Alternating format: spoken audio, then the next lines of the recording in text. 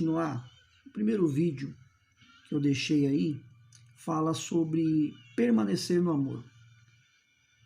Depois desse vídeo, você escuta esta mensagem. Vamos refletir aqui. Através de Lucas, capítulo 11, a partir do 14, que fala sobre a acusação contra Jesus. E o texto diz assim: Jesus estava expulsando um demônio que era mudo. Quando o demônio saiu, o mudo falou. E a multidão ficou admirada. Mas alguns deles disseram: é por Beelzebul, os príncipes dos demônios, que ele expulsa demônios. Outros o punham à prova, pedindo-lhe um sinal do céu. Parece que aqui nós estamos nos deparando com pessoas que, além de questionar Jesus, não acreditavam em Jesus, né? Apesar de eles falar que eles estavam admirados, né? Eles pediam provas, e uns falavam que ele estava expulsando por um príncipe dos demônios, que eles chamam aqui de Beelzebul.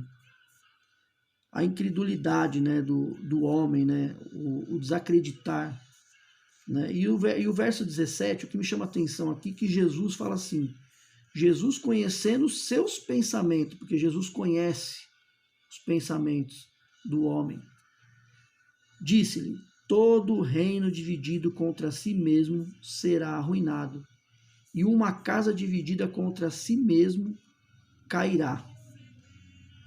Casa dividida não prospera.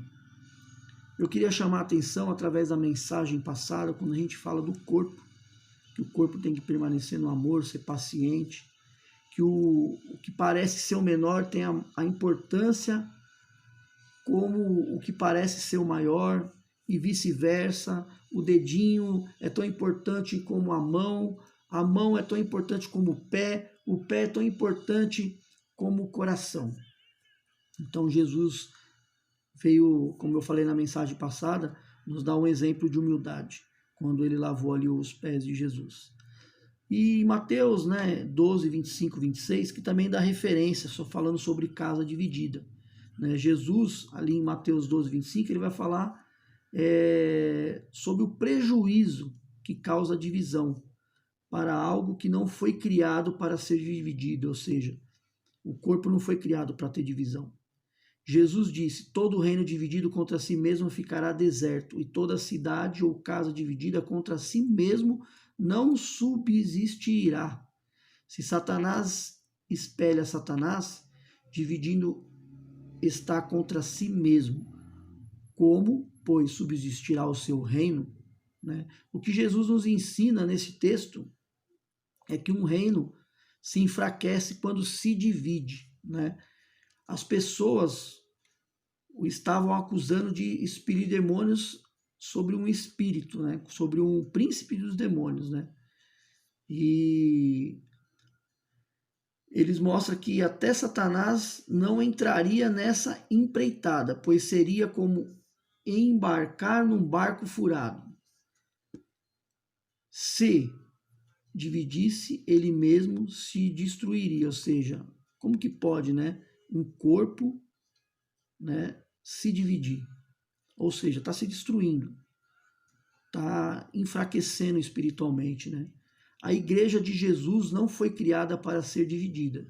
A igreja de Cristo é una, é um só corpo, e o corpo, quando se divide, fica aleijado, e apenas uma das partes tem a possibilidade de sobreviver.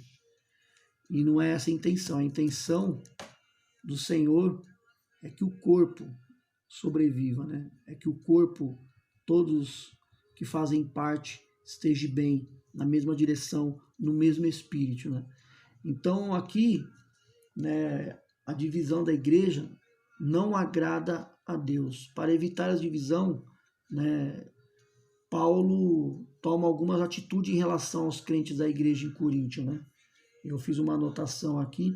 A primeira delas foi apelar para o bom senso dos coríntios. Para dar início à sua argumentação, Paulo usa um termo que lhe é peculiar, ele diz: rogo-vos, pois, irmãos. Rogar é pedir com instância, ou seja, suplicar. Na busca por uma igreja unificada, Paulo chega a suplicar aos membros da igreja de Coríntios que atente ao que ele irá dizer logo a seguir. Mostra a Paulo que o seu desejo é o desejo de Jesus, né? O desejo do Senhor, da igreja, deve ser priorizada. O grande evangelista apóstolo do Senhor Jesus se rebaixa e se humilha diante de uma igreja formada por pessoas que eram perdidas e condenadas, mas que com seu empenho e sua pregação creram no Senhor Jesus e agora faziam parte do corpo de Cristo. Ou seja, se é através da pregação que a gente vai fazer parte de Cristo, que a gente vai estar saudável, a Bíblia nos ensina que a fé vem pelo ouvir e ouvir a palavra de Deus. Então nós devemos mergulhar nesta palavra, nós devemos buscar a tirar nossas diferenças, a reconhecer aquilo que muitas vezes nos tira da presença de Deus. Que a gente possa refletir nessa mensagem, que a gente possa reconhecer as nossas falhas. Lembra lá de Gálatas capítulo 5, quando fala do fruto do Espírito? De repente pode ser que esteja faltando alguma coisa em nós. Pode ser que eu, Sidney, está faltando longanimidade, paciência, né? E eu tenho que buscar em Deus, em oração, pedir para o Senhor me capacitar para que eu possa verdadeiramente, né, servir a igreja, ser parte do corpo e um corpo saudável, porque uma igreja dividida não prosperará. Então, que essa mensagem ela venha se completar com a outra que fala sobre o amor, que a gente possa amar, que a gente possa fazer parte do corpo de Cristo, mas amando. Ser o maior exemplo de Jesus, né? A gente tem o maior exemplo de Jesus, de humildade, de serviço, que nós possamos servir uns aos outros verdadeiramente. Esse é o papel do diácono, esse é o papel. Nós somos o diácono, porque diácono significa serviço. Nós estamos a serviço do reino, servindo a Deus nessa terra, para glorificar o nome dele. Deus abençoe a sua vida. Nosso Pai, que o teu nome seja mantido santo.